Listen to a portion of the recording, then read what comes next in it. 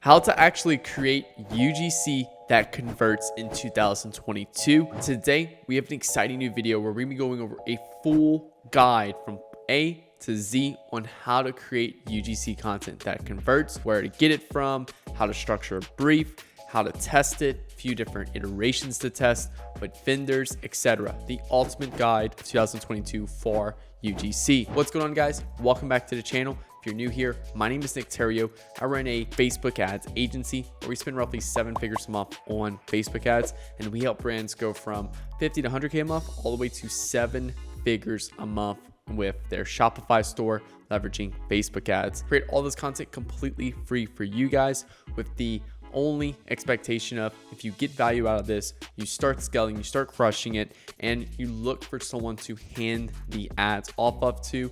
That is when we come and play, and you can book a call below with me and my team, where we do a free strategy session with you, where you can take that strategy session and run with it, or you have the opportunity to work with us if we think you'd be a good fit for the agency. Now, with that being said, before we get in the video, make sure you hit the like button and hit that subscribe button for new videos every Monday, Wednesday, and Friday. Guys, let's dive into it. So, how to create UGC that converts, full guide.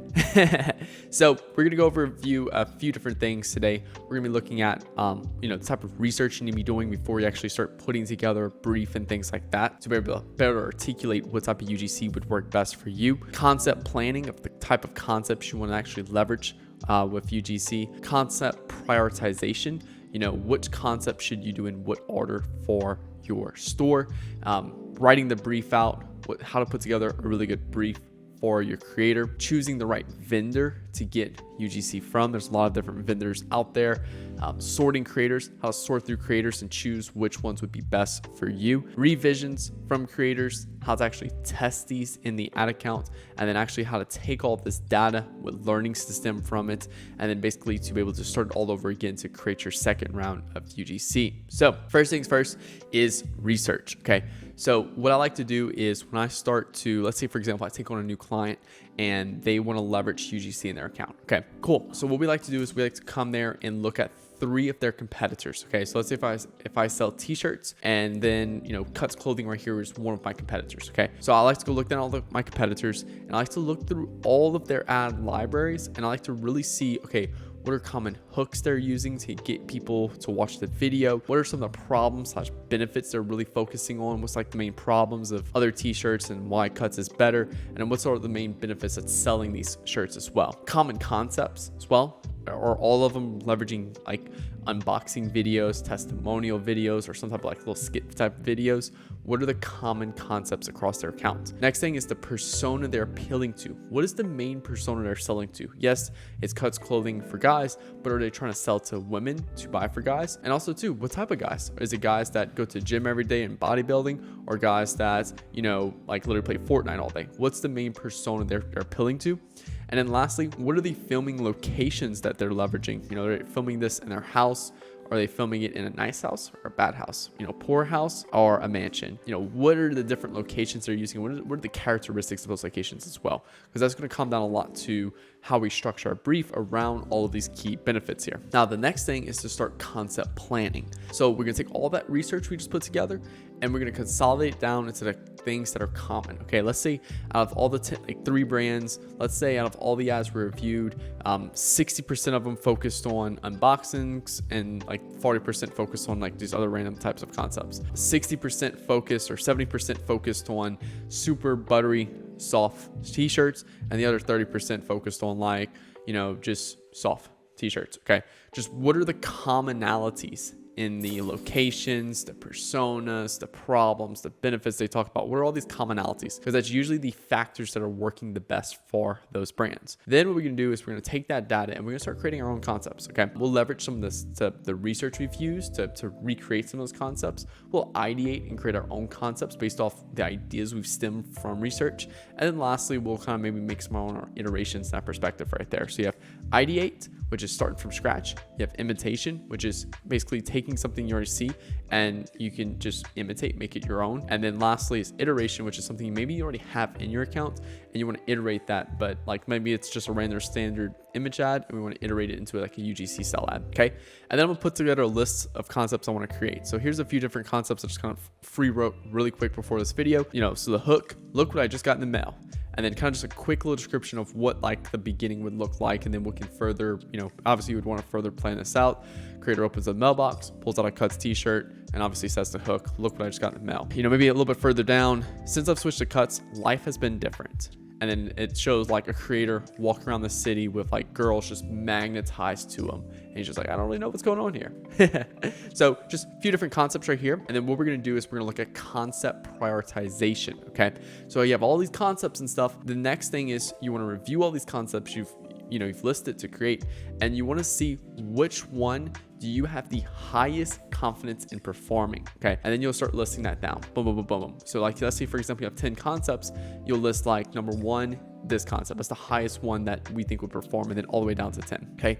Now that you have a list created, now you have a list of which to create these in order. Because the first thing is like, okay, well, which ones do I leverage? In that perspective. All right, do I do this one or this one? Okay, you just have to start. Okay, so there's no really right or wrong way. So that's why we first just like to look at what do we have the highest confidence to perform. Okay, now the next thing is we're gonna pick one of those concepts and we're gonna start writing the brief for that concept. So you have to write a brief per concept, okay? But we only write a brief when we choose a concept to work on. So say for example, if it's, this concept right here, all right, here's all of our concepts. We listed them in order, everything like that. Now, this is number 1, cool. Now I'm gonna write a brief with it because I wanna execute on it. You don't need to write a brief for everyone unless you choose one to create. Once you choose one to create, then you write the brief, okay? So there's 4 key parts of a brief. There's the deliverables. That's a really big one right there. Okay. What is the final output should they deliver to you? Okay. So, is it a photo? Is it a video? Is it multiple videos, multiple photos? What do you want delivered to you? Okay. What is the script? This is what do you want the creator to say? When the creator's voicing things, what do you want them to say? Next thing is the scenes. Okay. What do you want the creator to do? Okay.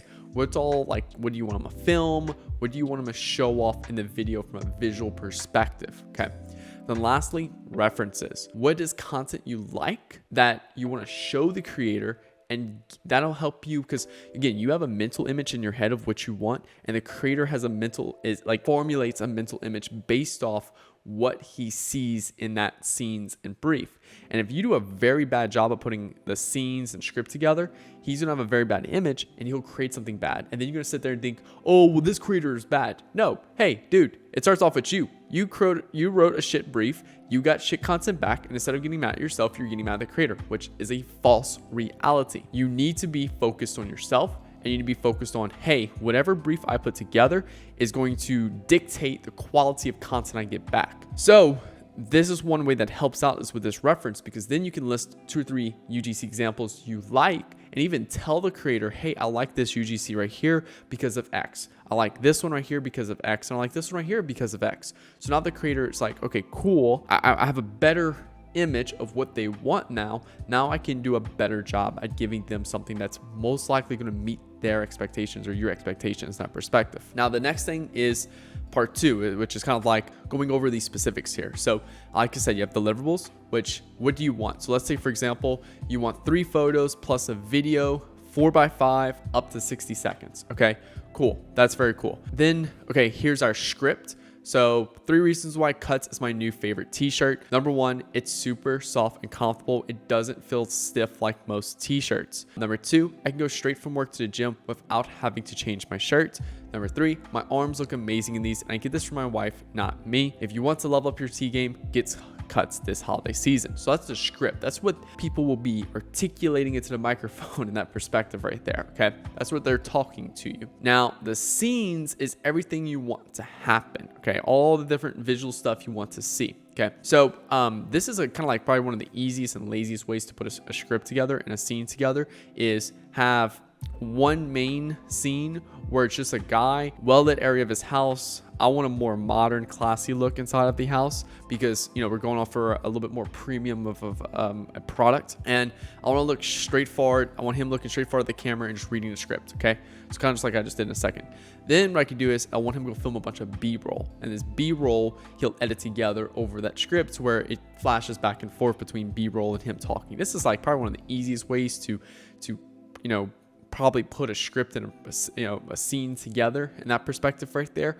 But you could also do like, hey, scene 1, read the line 1, which is 3 reasons why cuts is my new favorite t-shirt. And I want you walking outside in a park. Okay, so that's just an example right there. So now that you have your brief together, again, make sure you put your references as well. So, you know, I just took a link really quick from like a Facebook ads library and put it right here. And I put like, I like the different scenery plus camera angles. Now, be a little bit more specific of why you like certain UGC. But what I would recommend is I would download the ads you want to like reference, download them, upload them to Google Drive, and then you can do share on that particular asset and share by link, and make sure you put anyone with the link can view, okay? Because 9 times out of 10 what happens is if I put just a Google, like a Facebook ads library link right here, what happens is that we find that sometimes these advertisers might turn off that ad, delete that ad or something like that, and it ends up coming to just a, you know, blank page, and then you're screwed. So make sure you download those assets, keep them in a Google Drive folder, and that way you can be able to you know, like always be able to reference it. You don't have to worry about being turned off or deleted. Okay, so now that you have a brief together, now we need to choose a vendor to basically go ahead and you know, get us our content. Okay, so there's a few different options you have. Okay, we leverage INSENSE. A little typo. We leverage INSENSE right here. That's our go-to.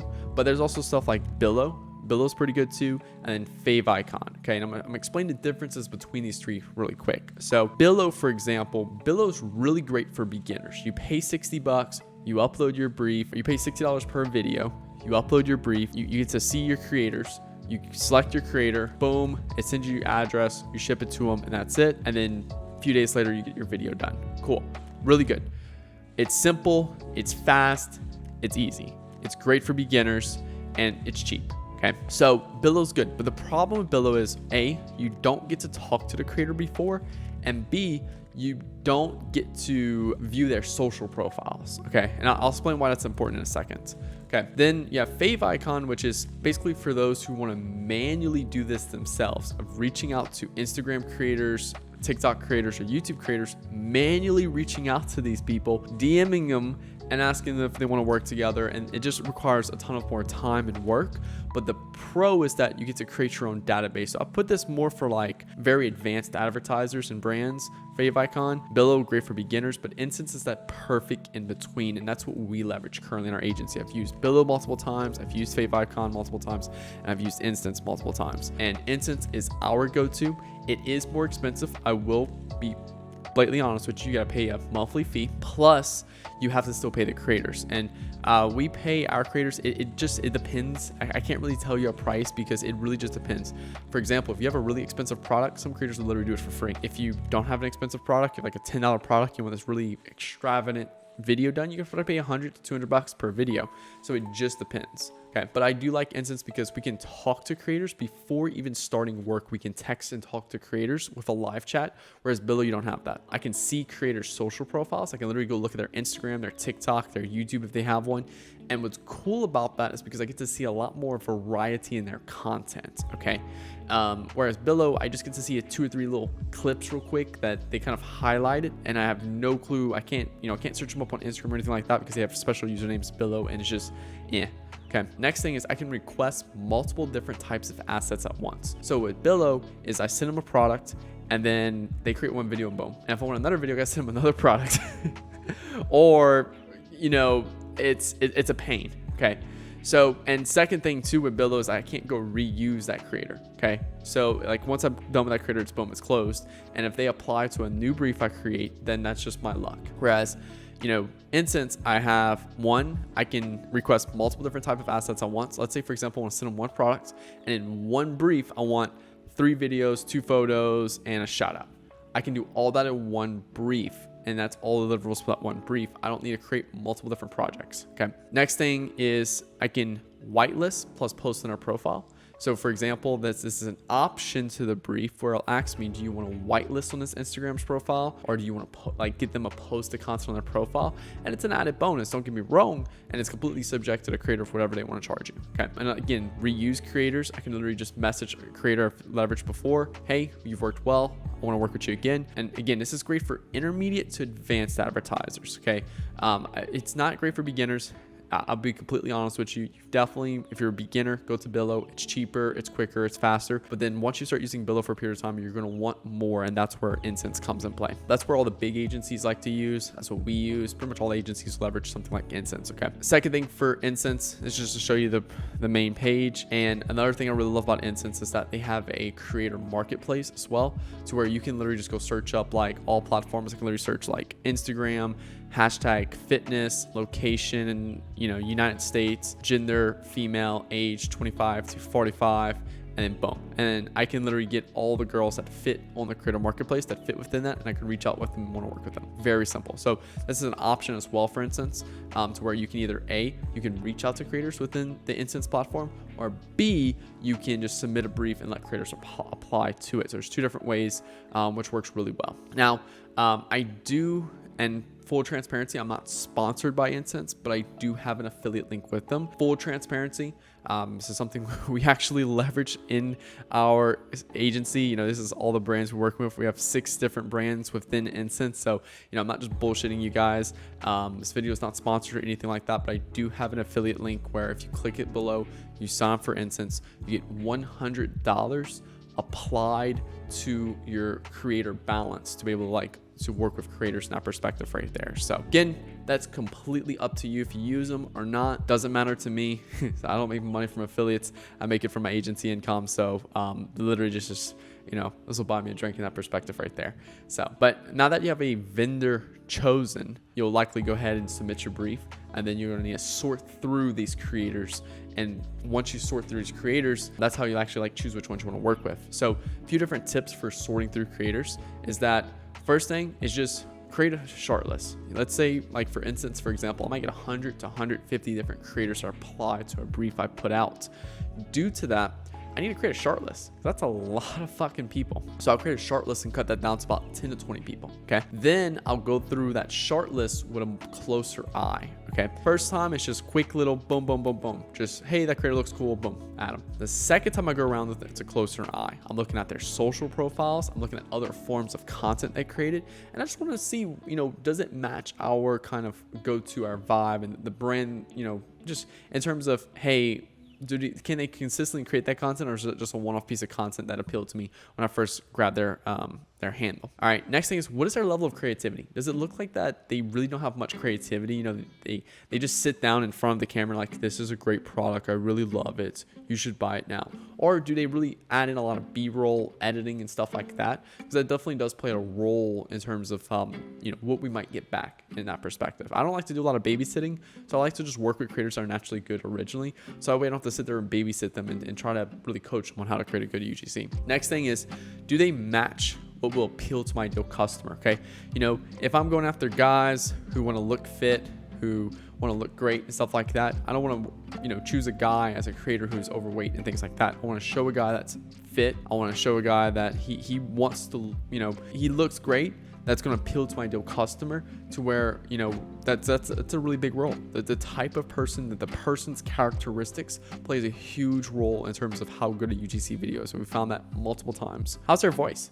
I've almost worked with creators before that I needed a script read who didn't even know English, and we needed English, okay? Or they had a super heavy accent that just wasn't going to resonate with our ideal audience, and we didn't work with them because of that perspective right there. I find that something super easy to just overlook, and I definitely recommend looking at that. Okay, now after I do my second workaround, like I said, I might go from 100 150 creators down to 10 to 20 creators, and then I'll do my hiring process with, okay, hey, I need 3 creators. I need this brief created 3 times, so let me choose these 3 creators, and boom. Okay, now after I choose those creators, I'll ship my product to them, and then I'm gonna start getting the first round of content back, and then we'll go over revisions. Okay, don't be afraid to ask for revisions. Okay, I found myself a few times that I was scared to ask them for revisions, but now I understand there's a fine white line between revisions. Okay, so some people will get a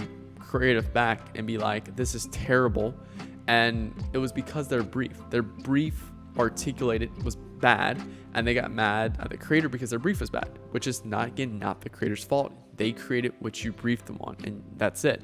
So if I need a creator to completely reshoot something from scratch and a whole new brief, that's it. No, that's your fault. You need to create a better brief and go hire someone else. That's not the creator's fault. Now, if it's you gave them the brief and they did nothing like the brief at all, then there's most of the time it could be the creator right there just not following directions and, ask them to reshoot. But for us, a fine white line for revisions is, hey, this looks good. The concept looks good. Can we just kind of maybe change up these 1 or 2 scenes and that's it? That's a really good balance for revisions. Maybe the audio wasn't clear. Can you just ask them to reshoot the audio or something like that? And just very clear revisions in that perspective right there. But don't be afraid to ask them. Just kind of understand where you're coming from when you ask these revisions and the amount of workload. If you have to literally write a whole new brief and send it over to them, that's bad, because then you're asking them basically just do double the work. But if it's just little minor edits and stuff like that, not a problem at all. Or maybe the creator just did not follow the brief at all, then we can reach out to them for that perspective right there. Now, testing. Once you start getting this content back, you have the finals.